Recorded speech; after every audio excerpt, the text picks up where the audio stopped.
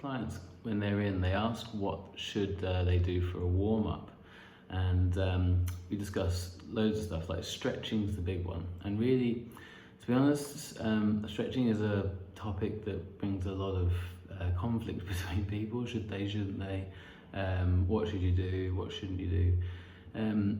Ideally, it's kind of up to yourself really, but the evidence would suggest that a warm-up is good, a progressive warm-up, that you're moving. A lot of people have been taught to do static stretching over the years, and the research has suggested that actually that can be detrimental to performance when you actually start to do whatever you're doing to warm up for. And also it's shown that there is a slight potential injury risk increase with static stretching. So ultimately, probably shouldn't do any static stretching in your warm-up unless it's right at the very start and there's lots of more dynamic movement-based stuff afterwards. But in terms of bang for buck, probably not needed. So it is good to move through your full range of movement, anything that you need to access during what you're warming up for.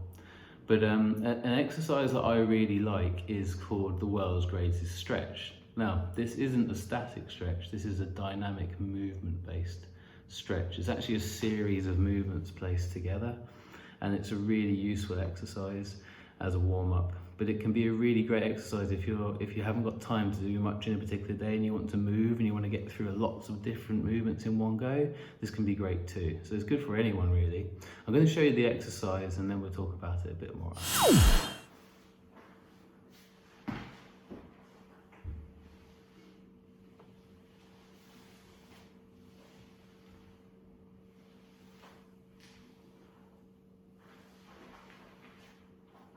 So you lunge in, hand up to stretch the front of your body, hand down on the floor, reach under the armpit, reach up to the ceiling, hands down, sprinter stance, stretch the calf, finally knee up, hold to stretch the front. And the reason it's called the world's greatest stretch is it pretty much stretches and moves everything you need to do. It's dynamic, so it's not static, and it goes through a lot of what we call foundation or fundamental movements, and it's just a really good way of just targeting everything all in one go. You can see that's taken me 10 to 20 seconds to do. It's really simple. The best thing about any exercise and anything really is to keep it as simple as possible. Don't mess around too much, and this is great. So, just to show you that, world's greatest stretch.